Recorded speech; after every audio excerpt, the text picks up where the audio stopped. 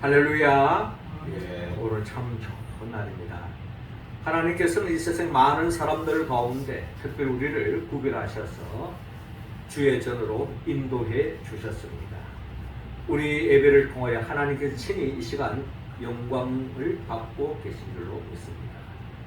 하나님의 은혜와 은총이 예배드리는 우리 모두에게 충만히 임하여서 우리 일상의 한 주간 속에 매일매일 천국을 침노하고 그 하나님의 나라를 누리며 많은 사람들에게 전파하며 믿음의 길을 걸어가는 우리 모두가 되기를 주의 이름으로 축원합니다.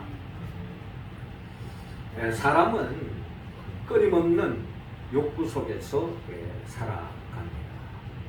그 욕구는 우리 상황에 따라 끊임없는 필요로 다가옵니다. 무더운 여름날에는 시원한 데 가서 또 시원한 물을 마시며 또 이 무더위를 이기고 싶은 그런 마음들이 우리의 마음속에 자리를 잡는다는 겁니다. 배가 아주 고플 때는 또 허기진 배를 채우기 위해서 또 마음껏 음식을 먹고 싶은 그런 욕구가 우리에게 찾아오는 거죠. 그런데 그 음식도 배불리 먹고 난 뒤에는 또 어느 순간에는 배불리 배를 채운다고 해서 만족한 게 아니에요. 또 가능하면 좀 더 맛있는 것을 먹고 싶은 마음이 또 우리 마음속에 자리 잡고 또 시간이 지나면 또 맛있는 것도 중요하지만 또 몸도 생각해야 되기 때문에 건강한 음식, 자연식 이걸 또 먹고 싶은 마음 또 그것이 또 우리의 생각을 자리 잡게 되어지는 겁니다. 인간의 욕구는 끝이 없다는 거예요. 일어서 있으면 앉고 싶고 앉으면 또 눕고 싶고 또 누우면 오랫동안 누워 있는다고 해도 그것이 모든 게 다 행복이냐? 그렇지 않습니다. 차라리 그냥 바쁘게 뛰어다니는 것이 또 행복이 아닐까 하는 생각이 들 때도 있다는 거죠.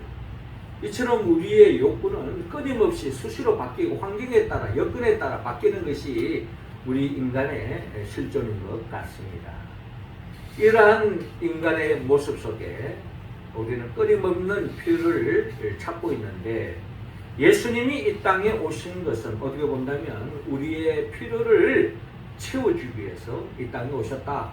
그렇게 우리는 표현할 수도 있습니다.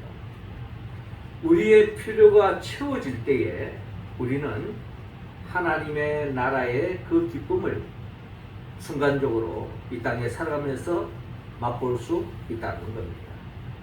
순간적인 욕구가 채워진다고 해서 우리가 하나님의 나라를 전체를 누린다고는 볼 수 있죠. 왜? 그 욕구는 또 바뀌기 때문에. 그러나 그 욕구가 채워졌을 때에 순간 이 세상에서 하나님의 나라의 그 기쁨을, 행복을 순간적으로 맛볼 수 있는 것이 현실입니다. 주님은 어떻게 본다면 이 땅에 오신 이유는 우리에게 영원한 행복을 채워주기 위해서 이 땅에 오셨는데 그 주님을 영원한 행복을 채워주시는 분으로 이해하기 위해서는 그때그때마다 주님이 사람들에게 찾아오셔서 그들의 필요를 채워주는 과정 속에서 주님을 주목하게 되어지고 주님을 따라가면 주님을 의지하면 내 삶에 진정한 행복이 찾아올 것이다 하는 그런 과정 속에 있기 때문에 주님은 오늘 성경 본문을 통하여 오병이어의 사건을 통하여서 하나님의 나라를 맛보게 하는 그런 과정으로서 오병이어의 기적을 일으키는 내용을 오늘 성경 본문을 통하여 우리에게 들려주고 있는 것입니다.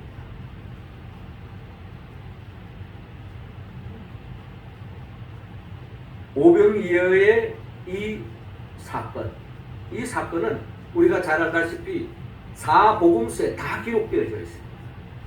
마태, 마가, 누가, 요한 사복음서에 이 오병이어의 이 기적을 그대로 담고 있는데 이 오병이어가 일어났던 기적이 일어났던 이 과정을 우리가 잠깐 한번 생각해 본다면 빈들에서 많은 사람들이 배고파 있는데 주님께서 5,000명 이상이 되는 엄밀하게 따지보면 어린아이와 여자들과 다 따지보면 한 2만 명이 될 수 있는 그런 숫자의 사람입니다. 그런 많은 사람들에게 어떻게 보리떡 5개, 물고기 2마리 모두가 배불리 먹고 많은 강주를 남기는 이런 기적이 어떻게 일어날 수 있었던가? 한마디로 말해서 이 절대 빈곤, 배고픔의 자리에 이르렀을 때에 그것은 모든 사람들이 다 고통을 겪는 거예요. 옷을 좀 더 잘 입고 싶은데 못 입었을 때 오는 어떤 아픔보다는 우리 사람은 결국 배가 고팠을 때에 절대적인 절망감에 빠지게 되고 더 없는 자괴감에 빠지게 되고 그냥 단순히 심리적인 차원이 아니죠. 배가 고프면은 이건 이루 말할 수 없는 고통이 아픔이 찾아오는 겁니다. 이러한 속에서 주님께서 보리떡 5개와 물고기 2마리로 모든 사람들이 배불리 먹는 한마디로 흙이진 배를 채웠을 때에 오는 그 순간적인 그 기쁨은 이루 말할 수 없을 것입니다. 더 없는 행복이 찾아오는 거죠. 저는 군대에 있을 때에 먹었던 음식들이 참 맛있었습니다. 지나보면 그게 정말 맛있었는가 보다는 너무나도 배가 고팠기 때문에 배만 채우면 더 없는 행복입니다. 훈련 속에서 그냥 별로 반찬이 없어도 허기진 배를 채웠을 때 그때 오는 그 기쁨은 이루 말할 수 없다는 겁니다. 지금이야 우리가 지금 뭐 칼로리를 따지고 또 그것이 얼마나 뭐 비만되지 않는 자연식이냐 건강식이냐 뭐 이런 거 지금 논하지만은 배가 고플 때는 그냥 절대적으로 허기진 배를 채우기 위한 그런 마음으로 가득 차지는 거죠. 그런 상황 속에서 예수님께서 모든 사람들이 허기진 배를 채움으로 말미암아 더 없는 행복의 자리에 이르는 그 과정을 오늘 이 오병이어의 사건을 통해서 이루어지는데 한마디로 말해서 허기진 배를 움켜쥐는 지옥과 같은 그 현실이 어떻게 천국과 같은 상황으로 바뀌어지느냐 하는 것을 오늘 본문을 통해서 우리에게 알 수 있습니다. 그것은 우리가 이 세상을 살아가는 데 있어서 끊임없는 우리는 욕구 속에 살아가면서 있어서 불행한 자리에 있지만 그 자리가 어떻게 천국으로 변할 수 있겠는가? 어떻게 천국이 내 삶의 자리에서 열릴 수 있겠는가? 이거를 그 비밀을 오늘 주님께서는 본문을 통하여 가르쳐주고 있다는 것입니다. 자, 먼저 주님은 우리의 삶의 자리가 어떠한 상황이 있든지 하나님의 나라를 열 수 있는 길이 있는데 오늘 본문 17절을 통하여 작은 것도 헌신하라고 우리에게 말씀하고 있습니다. 17절 말씀 우리 같이 한번 읽겠습니다. 시작. 제자들이 이르되 여기 우리에게 있는 것은 떡 5개와 물고기 2마리 뿐이니이다. 아멘.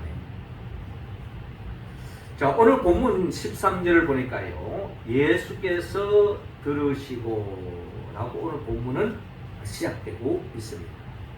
예수님께서 뭘 들었습니까? 예, 마태복음 14장 12절을 먼저 우리가 한번 읽어볼 필요가 있는데요.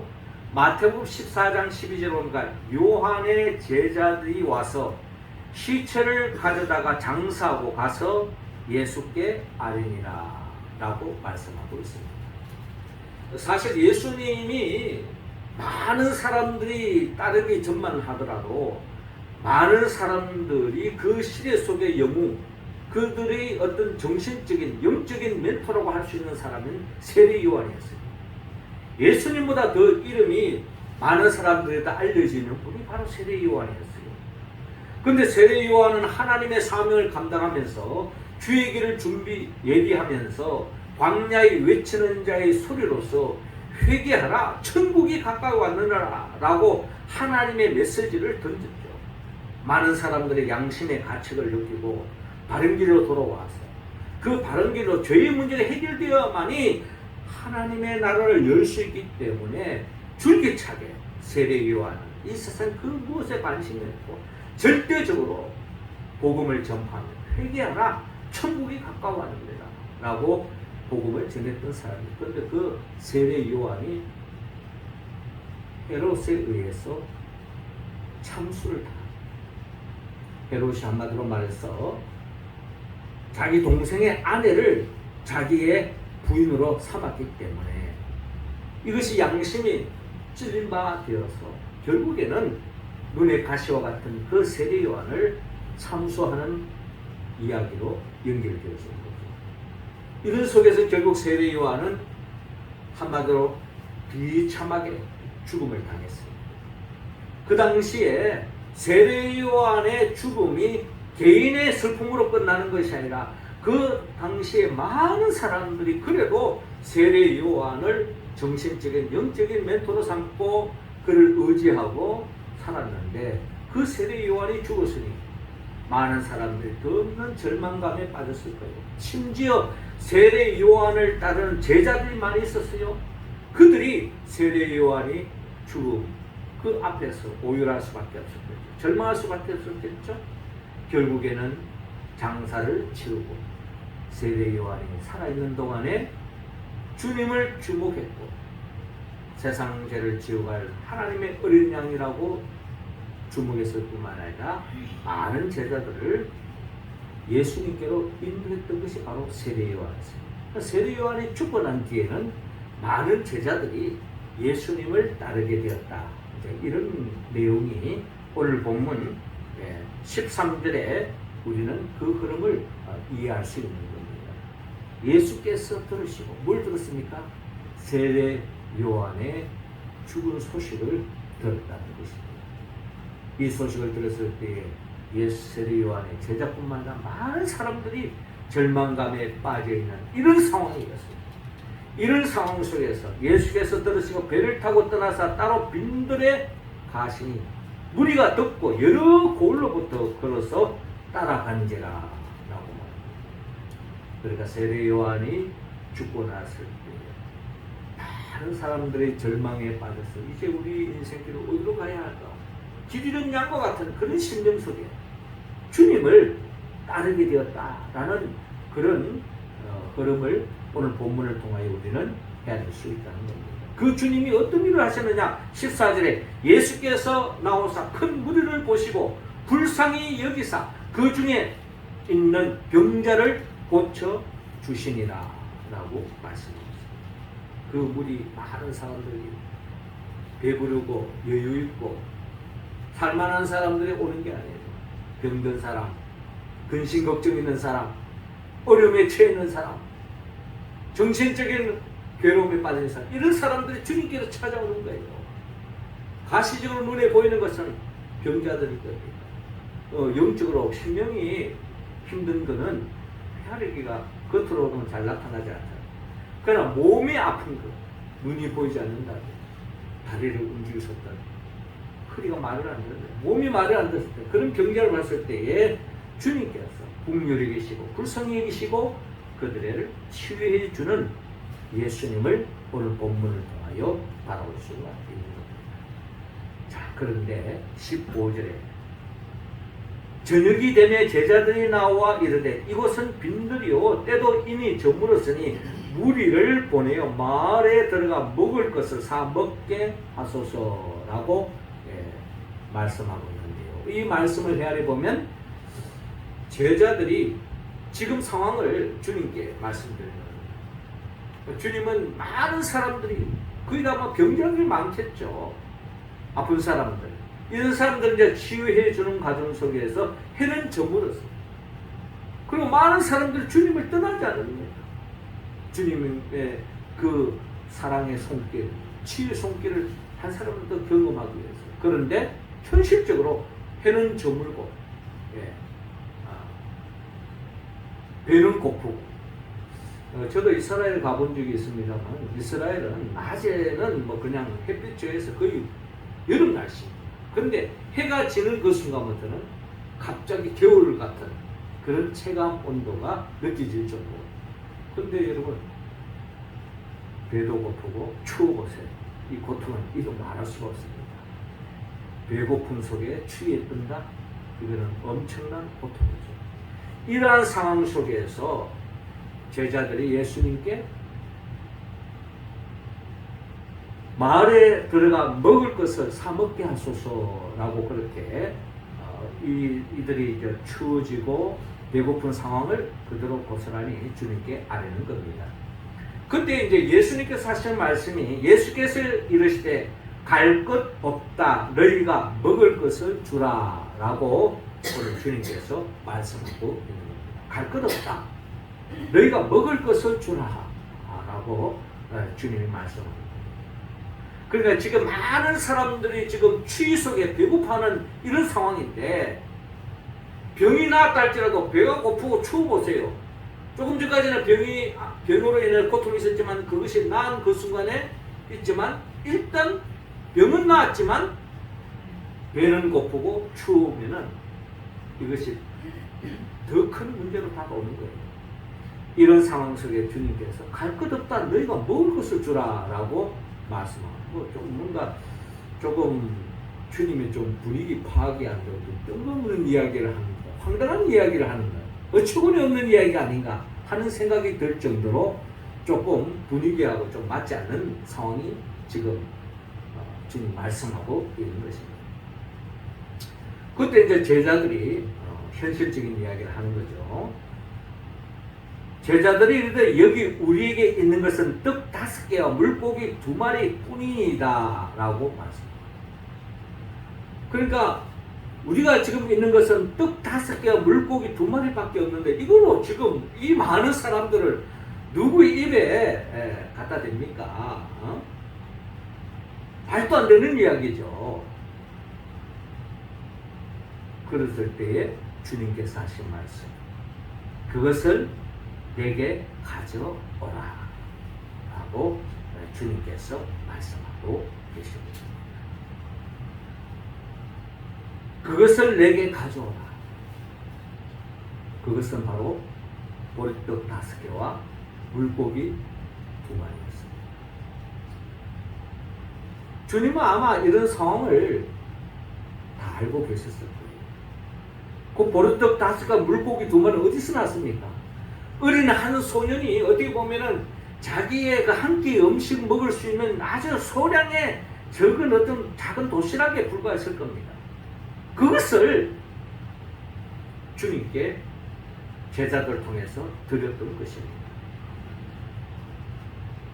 어떻게 본다면 어린 한 소년의 자기의 허기진 배를 채울 수 있는, 배불리 먹을 수 있는 보리떡 5개와 물고기 2마리였지만 주님을 사랑하는 마음으로 주님께 헌신하는, 제공하는, 드리는 그 손길로 인하여서 오늘 보리떡 5개와 물고기 2마리로 많은 사람들이 먹는 작은 씨앗이 되었다.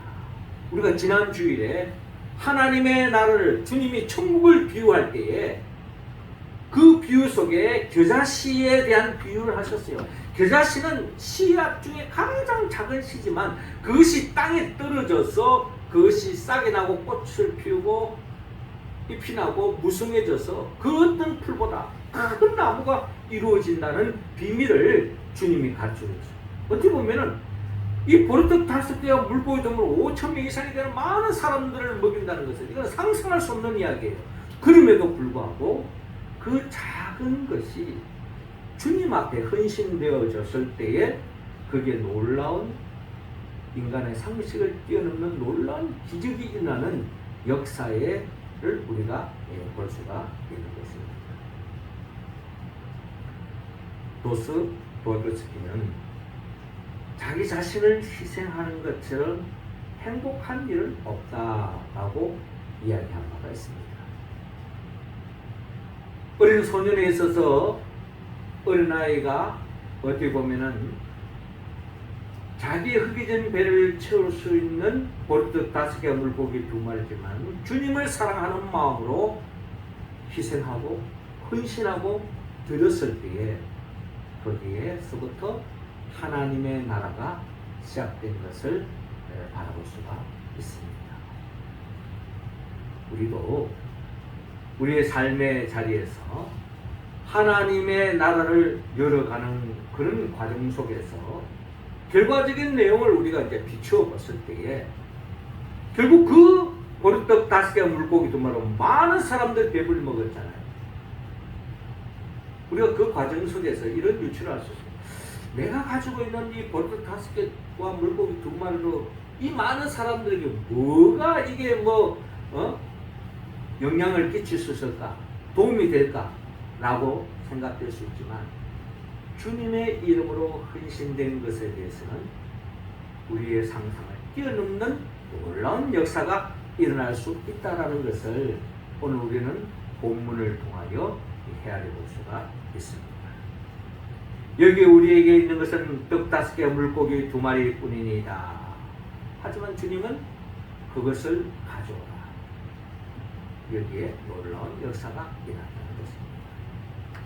우리는 뭔가 내가 좀 돈이 많으면, 좀 여유가 있으면, 넉넉해지면, 풍족해지면 주님을 위해서 내가 헌신하겠습니다. 그 누구를 위해서 내가 나누겠습니다. 이런 이야기를 할 때가 많아요. 그러나 주님은 그 많은 것을 원하는 것이 아닙니다.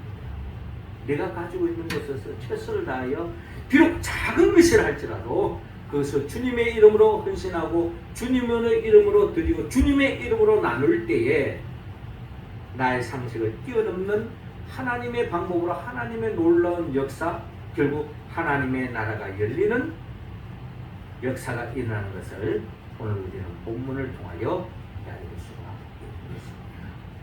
비록 작은 것이라 할지라도 이 땅에 하나님의 나라를 실현하기 위해서 주님의 이름으로 헌신하고 주님의 이름으로 나누고 주님의 이름으로 봉사할 때 그것이 비록 작은 것이라 할지라도 하나님은 역사하셔서 하나님의 나라를 우리의 삶의 자리에서 열게 해 주신다는 것을 오늘 본문을 통하여 우리는 헤아릴 수가 있습니다.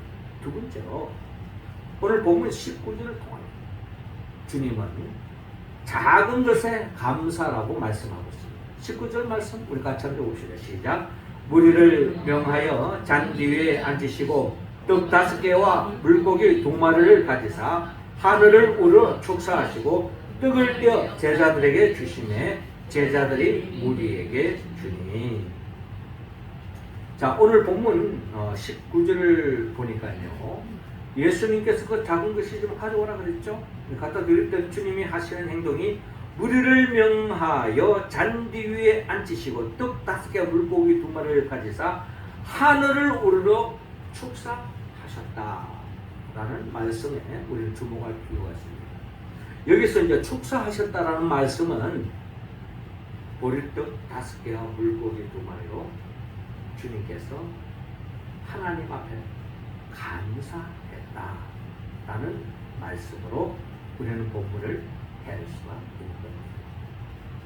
그러니까 많은 사람들이 있는 가운데 이 보리떡 5개와 물고기 2마리를 가지고 뭘 그걸 가지고 감사할 수 있습니까? 감사할 내용이 안 되잖아요. 이 작은 것으로.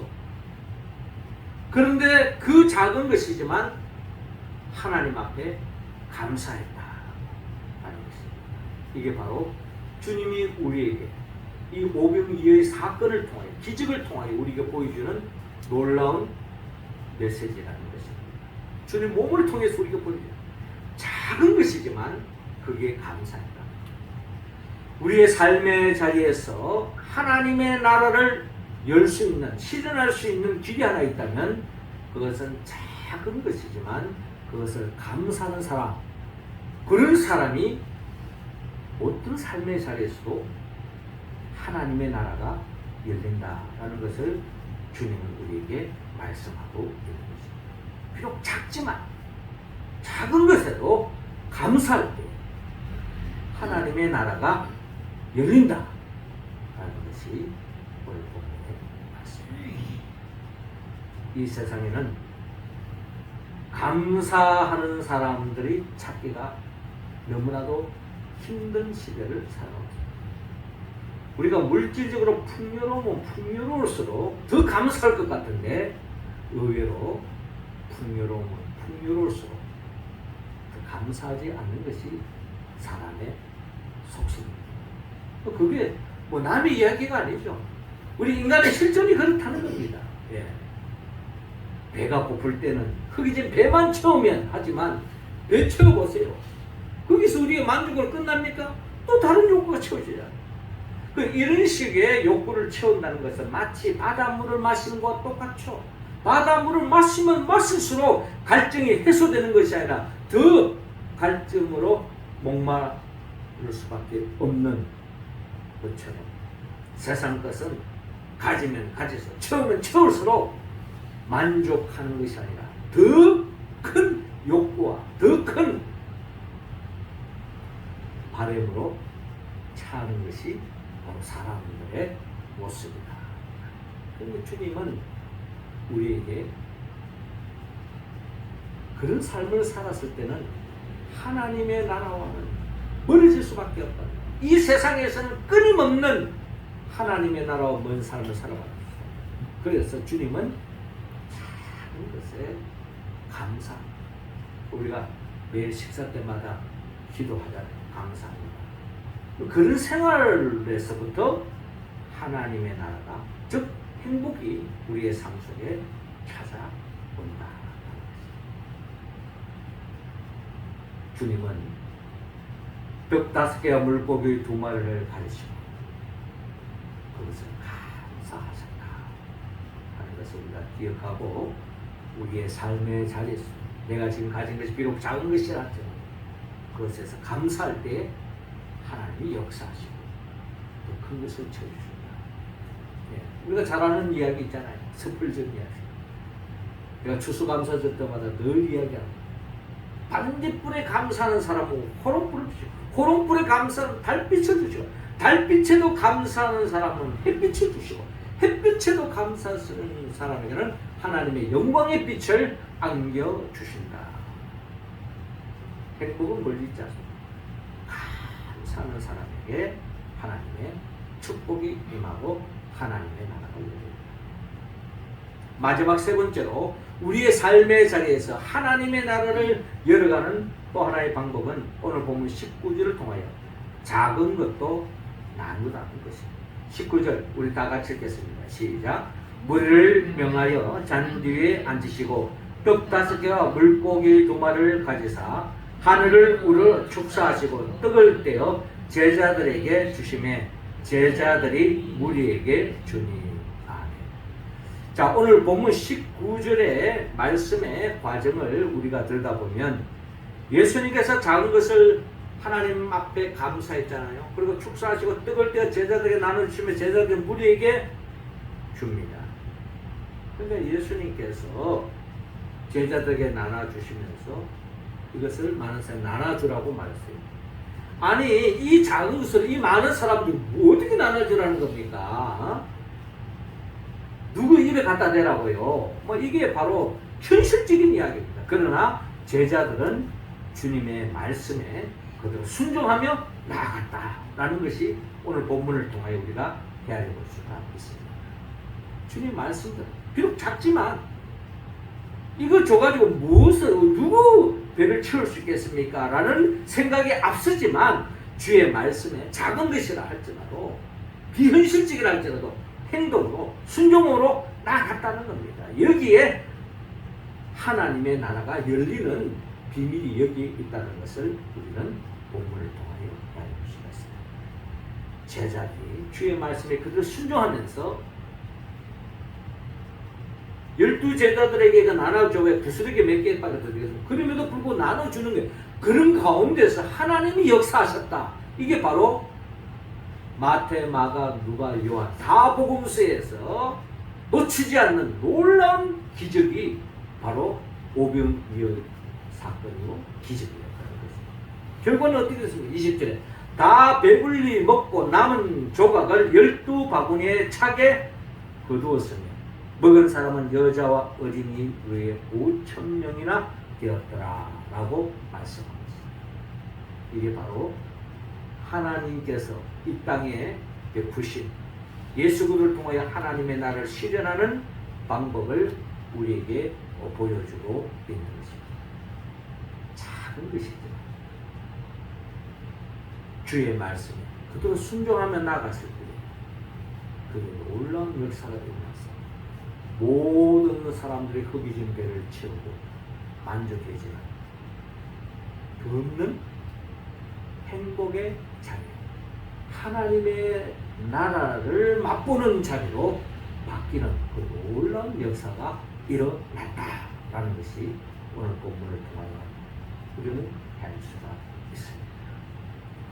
사랑하는 성도 여러분, 주님은 우리 모두가 작은 것도 헌신하기를 원합니다. 작은 것도 감사하기를 원합니다. 작은 것이라 할지라도 주의 말씀으로 나누기를 원합니다. 그렇게 할 때에 우리의 삶의 자리에 하나님의 나라가 열린다는 것을 오늘 본문을 통하여 주님은 말씀하고 있습니다. 우리는 어떻게 이 말씀에 응답할 수가 있겠습니까? 한마디로 성령이 도와주지 않으면 우리는 이 말씀이 우리의 삶으로 나아갈 수가 없는 것입니다. 성령은 예수 그리스도의 영입니다. 예수님이 누구입니까? 예수님은 말씀으로 천지 만물을 창조하셔서 우리가 살고 있는 이 세상을 더없이 행복한 영원한 생명에 있대요. 하나님의 나라를 충만히 누리며 살기를 원하는 마음으로 이 세상을 창조하시고 우리 인간을 존재케 해주셨습니다. 그런데 우리가 알다시피 아담과 하와가 범죄함으로 말미암아 그 에덴 동산 하나님의 나라를 차버리고 쫓겨난 채 결국 절망 속에 지옥과 같은 세상 속에 살아가고 있는 것이 우리 현실입니다. 이러한 우리를 불쌍히 여기셔서 주님은 친히 인간의 몸으로 이 땅에 오셔서 우리를 구원하기 위하여 우리 행복의 가장 걸림돌이 되어지는 원초적인 장애물이 되어지는 그 죄의 문제를 해결하기 위하여 주님은 친히 우리의 죄를 대신 짊어지고 십자가에 못 박혀 죽었습니다. 그리고 죽은 자 가운데 3일 만에 부활하셨죠. 그리고 성천하셨습니다. 지금 하나님 보좌 우편에서 우리에게 보혜사 성령을 보내주십니다. 왜냐하면 그 보혜사 성령의 도움이 없이는 우리는 하나님의 말씀을 들을 수도 없고 그 말씀을 응답할 수도 없기 때문에 그 성령을 갈망하는 자를 성령에 보내주셔서 성령의 도우심으로 하나님의 말씀을 삶으로 이 땅에서 천국을 침노하고 하나님의 나라를 살도록 역사해 주시는 겁니다. 그리고 가까운 훗날에 우리 모두를 영원한 하나님의 나라로 인도하기 위하여 장차 재림하여 오신 우리 바로 예수 그리스도입니다. 그분의 영 보혜사 성령을 우리가 충만히 받을 때에 우리는 비록 작은 것이라도 주님의 이름으로 헌신할 수가 있습니다. 비록 작은 것이라 할지라도 감사할 수가 있습니다. 성령이 도와주실 때야만이 주의 말씀에 순종함으로 작은 것을 나눌 수 있어야 됩니다. 그렇게 할 때에 하나님의 나라가 우리의 삶의 자리에 펼쳐진다는 것입니다. 우리 모두가 성령의 충만함을 받아서 오늘 말씀에 응답하여 천국을 침노하고 어떠한 삶의 자리에서도 하나님의 나라를 살아가는 우리 모두가 되기를 주의 이름으로 축원합니다. 기도드리겠습니다. 하나님 아버지, 이 시간 하늘문 활짝 여시사 우리 각자 한 사람 한 사람에 성령의 기름을 부으시고 성령 충만함으로 말미암아 비록 버릇떡 5개와 물고기 2마리 작은 것이라 할지라도 주님의 이름으로 헌신하고 주님의 이름으로 감사하고 주의 이름으로 나눔으로 인하여 하나님의 나라를 맛보며 누리며 살아가는 주의 백성들 다 되게 하여 주옵소서. 예수님의 이름으로 기도드립니다.